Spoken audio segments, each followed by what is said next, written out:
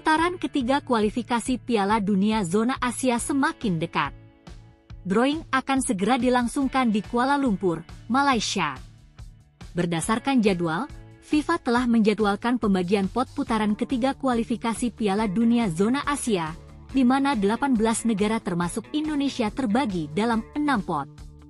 Timnas Indonesia akan tergabung bersama Korea Utara dan Kuwait di pot terakhir. Putaran ketiga kualifikasi Piala Dunia Zona Asia akan dimulai pada 5 September mendatang dan berakhir pada 10 Juni 2025. Selain Korea Utara dan Kuwait, Timnas Indonesia juga akan bertemu dengan negara-negara langganan Piala Dunia seperti Jepang, Qatar, Iran, Korea Selatan, dan Australia.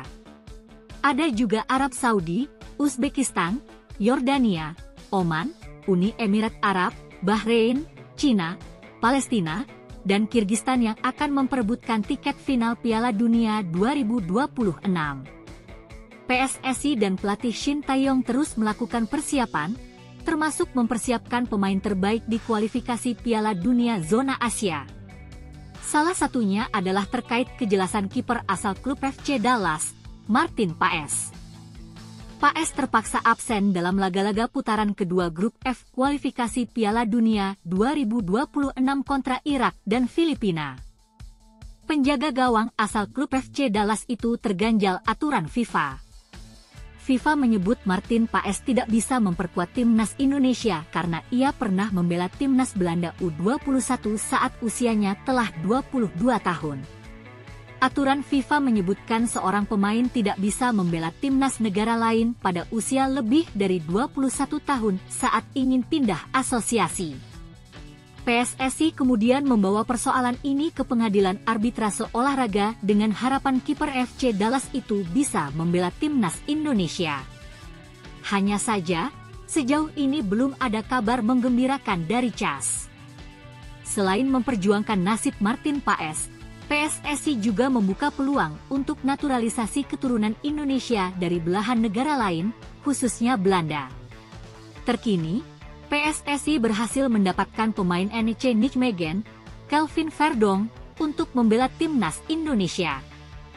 Pemain keturunan Aceh Belanda itu sudah melakukan debutnya bersama tim Garuda dalam kemenangan 2-0 atas Filipina pada 11 Juni 2024. Dengan masuknya sejumlah pemain keturunan, jelas akan berdampak kepada pemain lain. Berikut 3 di antaranya yang mungkin tergeser oleh pemain keturunan. 1. Pratama Arhan. Ketatnya persaingan di lini belakang berdampak pada eksistensi Pratama Arhan. Kehadiran Kelvin Verdonk dan kembalinya Jay Idzes ke timnas Indonesia membuat peluang Pratama Arhan menjadi starter semakin menipis. Dalam beberapa laga sebelumnya, bek sayap yang bermain untuk Suwon FC itu masuk dari bangku cadangan. Saat melawan Filipina, Pratama Arhan masuk pada menit ke-67 menggantikan Kelvin Verdonk. Di klubnya Suwon FC, Pratama Arhan masih minim menit bermain. Sejak bergabung 6 bulan lalu, ia baru bermain 1 kali selama 3 menit. 2. Asnawi Mangkualam. Asnawi Mangkualam merupakan salah satu pemain muda Indonesia kesayangan Shin Tae-yong. Namun, sejak program naturalisasi yang dilakukan PSSI dalam 2 tahun terakhir, menit bermain Asnawi berkurang. Ketatnya persaingan di lini belakang pasca kehadiran pemain naturalisasi membuat Shin Tae-yong sering merombak skema permainan. Di posisi bek, Asnawi tidak lagi jadi pilihan utama. Pada putaran ketiga kualifikasi nanti, tidak ada jaminan Asnawi akan menjadi starter. 3. Marcelino Ferdinand. Menjelang putaran ketiga kualifikasi Piala Dunia 2026 Zona Asia, kabar kurang baik datang dari gelandang muda Marcelino Ferdinand. Klubnya, KMSK Deinze, tidak ingin memperpanjang kontraknya. Sejak bergabung pada 2023, Marcelino hanya tampil dalam 3 laga. Meski sukses bersama timnas Indonesia, Marcelino kerap dikritik sebagai pemain egois. Jika PSSI mendapatkan gelandang serang naturalisasi, Marcelino mungkin tergeser dari starting.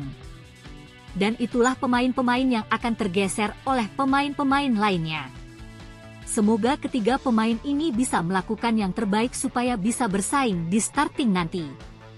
Jangan lupa subscribe, like, dan komen.